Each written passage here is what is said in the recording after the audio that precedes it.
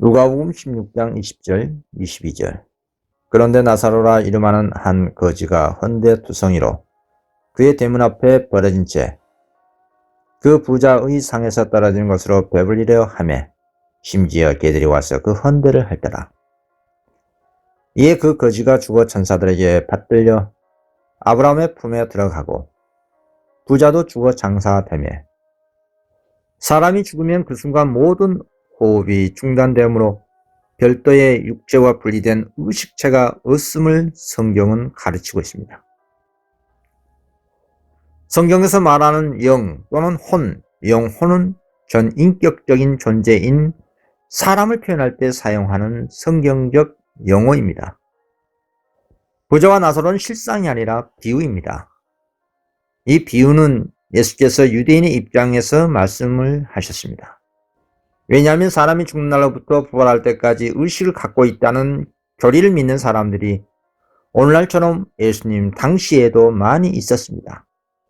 성경은 어떤 중요한 교훈을 주기 위한 목적으로 사실이 아닌 이야기를 쓴 경우가 있습니다. 예를 들어서 사사기 9장 8절로 보시면 여러 나무가 사람같이 말하는 것처럼 쓴 경우가 그것입니다. 그것이 비유인지는 문맥을 보면 오해하지 않고 알 수가 있습니다. 부자와 거지 나사로의 이야기가 기록된 누가복음 16장은 예수님의 여러 비유 설교 중에 한 부분입니다.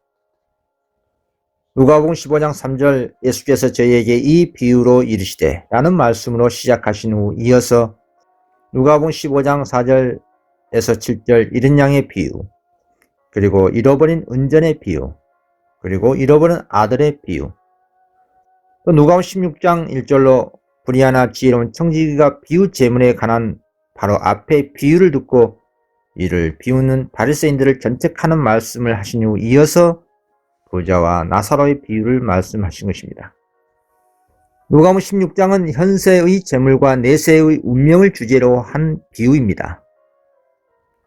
이 비유를 통하여 예수님께서 드러내시고자 한 교훈이 무엇인지를 아는 것이 핵심입니다. 이미 문맥에 나타났듯이 바리새인들은 돈을 좋아하는지라 이 모든 것을 듣고 비웃거늘. 이에 대한 대답으로 19절 이하의 풍자적 비유를 말씀하신 것입니다. 바리새인들은 이 세상에서 누리는 재물의 축복을 자신들이 아브라함의 자손임을 하나님께서 인정하신 것으로 자부하면서 자신들의 의를 자랑하였습니다. 그러나 예수님께서는 유대인들만 현세와 내세의 축복이 있다는 그들의 고정관념을 분쇄하셨습니다. 부자는 자신들에게 맡겨진 재물을 자신의 쾌락과 안일만을 위해 사용함으로써 가난한 사람을 무시하고 그들의 필요를 예민하는 것은 엄연한 죄임을 예수님께서는 지적하셨습니다. 사람이 생전에 형성한 품성은 건널 수 없는 큰 구렁처럼 영원한 운명을 결정하고 죽음 이후에는 구원을 위한 두 번째 기회가 없기 때문에 생전에 구원을 이루고 선을 행하라는 교훈을 주신 것입니다. 그리고 예수님은 모세와 선지자들의 말씀 곧 구약 성경의 권위를 재확인하시고 어떠한 이적도 성경 말씀의 권위를 대신할 수 없으며 성경 말씀만이 진리의 표준이요 구원의 방편임을 재천명하셨습니다. 다시 말하면 이 비유의 목적은 교리적인 것이 아니라 윤리와 도덕적인 것임을 알 수가 있는 것입니다. 예수님의 비유에 등장하는 인물들 가운데 개인의 이름이 붙여진 경우는 이것뿐입니다. 무슨 목적이었을까요? 비유에 나타난 교훈이 실제로 적용되는 놀라운 일이 일어났습니다. 후에 예수님과 평소에 친숙했던 베다니의 마르다와 마리아 자매의 오빠 나사로가 병들어 죽어 장사된 지 나흘이나 된 것을 예수님께서 다시 살리신 최대의 기적을 행하셨습니다. 그때 예수님께서는 나사로를 낙원이나 지옥에서 불러오지 않으시고 직접 이름을 부르시고 무덤에서 불러내셨습니다. 만약 나사로가 낙원에 이르러 행복의 겨운 몇 날을 보내고 있었는데 고통과 죽음이 기다리는 이 죄악 세상으로 다시 호출되어 내려왔다면 얼마나 어이없는 황당한 이야기가 되겠습니까?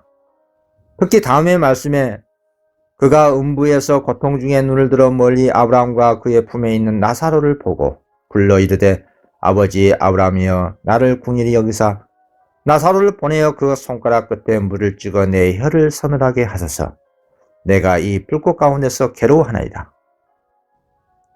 어떻게 천국과 지옥에 있는 사람들이 서로 마주보고 대화할 수 있겠습니까? 천국에 있는 자들이 지옥에서 고통당하는 친구들과 사랑하는 사람들을 바라본다면, 그런 것이 천국이라고 한다면 누가 그런 천국을 가고 싶겠습니까?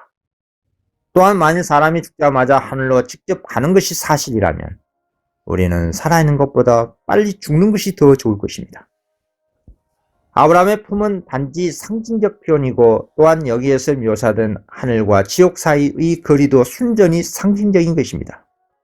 이 비유를 통하여 그리스도께서는 사람들의 재산이나 그들이 다른 사람들에게서 받은 명예로 그들을 판단하거나 가치를 평가해서는 안 된다는 것을 당신의 제자들에게 가르치고자 하신 것입니다.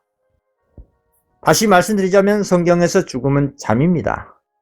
별도의 영, 혼, 무슨 의식체가 있는 것이 아니다 이 말입니다. 사람이 잠을 자면 의식이 없는 것처럼 죽음도 그와 같이 의식이 없는 상태인 것입니다. 요한복음 11장 11절로 13절 이 말씀을 하신 후에 또 이르시되 우리 친구 나사로가 잠들었도다. 그러나 내가 깨우러 가노라. 예수는 그의 죽음을 가리켜 말씀하신 것이라. 그리고 믿음과 회개와 순종 가운데 잠든 사람은 예수 재림 때 생명의 부활로 재창조되는 것입니다. 요한복음 5장 28절 29절 이를 놀랍게 여기지 말라. 무덤 속에 있는 자가 다 그의 음성을 들을 때가 오나니 선한 일을 행한 자는 생명의 부활로 악한 일을 행한 자는 심판의 부활로 나오리라.